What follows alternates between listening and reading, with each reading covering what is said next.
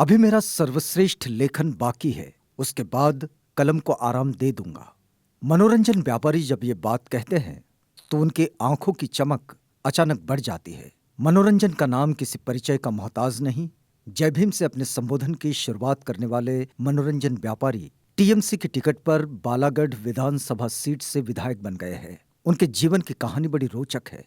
वर्तमान में पश्चिम बंगाल के दलित साहित्य अकादमी के चेयरपर्सन, देश विभाजन के बाद तत्कालीन पूर्वी पाकिस्तान के बरिशाल जिले में पैदा होने के बाद शरणार्थी के तौर पर भारत आना, उसके बाद कई शरणार्थी शिविरों में रहना, होटलों में जूठे बर्तन धोना, नक्सल आंदोलन की वजह से 26 महीने जेल में रहना और फिर 2 जून की रोटी के लिए रिक्शा चलाने से लेकर अब शीर्ष साहित्यकारों की सूची में शुमार मनोरंजन की जिजीविषा इस उम्र में भी कम नहीं हुई है।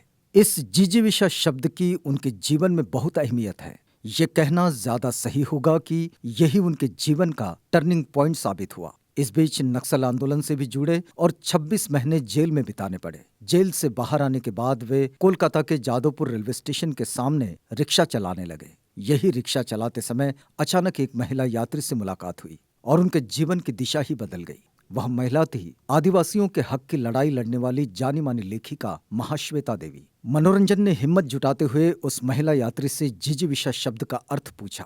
इससे वो महिला हैरत में रह गई। उसने शब्द का अर्थ तो बताया ही, रिक्शे वाले के अतीत के पन्ने भी पलटे। महाश्वेता ने उस रिक्शा वाले से अपनी पत्रिका वार्तिका में अब तक के जीवन और संघर्ष की कहानी लिखने को कहा और उसे अपना पता भी बताया। वह साल था 1981। अब देश के शीर्ष साहित्यकारों में शुमार वो रिक्शा चालक मनोरंजन बताते हैं, महाश्वेता देवी से उस मुलाकात ने मेरे जीवन की दशा और दिशा ही बदल दी।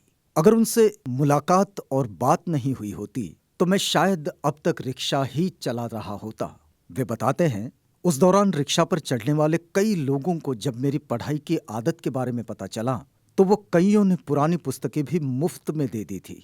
इनमें गोरकी से लेकर शरतचंद्र और रविंद्रनाथ तक की पुस्तकें शामिल थी। लेकिन आखिर महाश्वेता देवी जिजीविषा का अर्थ पूछने का ख्याल कैसे आया था? इस सवाल पर वे बताते हैं, मुझे लगा कि वे कोई प्रोफेसर होगी, इसलिए हिम्मत जुटाकर पूछ लिया। महाश्वेता ने उनसे पूछा कि कौन कौन सी किताबें पढ़ी है। मनोरंजन तब तक 400 से ज्यादा किताबें पढ़ चुके थे। उनमें से कुछ के नाम उन्होंने महाश्वेता देवी को बताए। आगे चलकर वे मनोरंजन की साहित्यिक संरक्षक बन गई। महाश्वेता देवी का मनोरंजन के जीवन पर इतना गहरा असर पड़ा कि उन्होंने अपनी पुत्री का नाम भी महाश्वेता ही रख दिया। मनोरंजन बचपन की धुंधली यादों के सहारे बताते हैं, सीमा पार से आने के बाद सरकार ने ऊंची जाति के लोगों को तो जमीन देकर बसाया, लेकिन हम जैसे दलितों को शरणार्थी शिविरों में जगह दी। वहां खाना बेहद खराब था। शिविर में रोजाना किसी न किसी बच्चे या महिला की मौत हो जाती थी। लगता था हम मौत के बीच जी रहे हैं। शिविर के बगल में स्थित तालाब में जहां मृतकों का अंतिम संस्कार किया जाता था,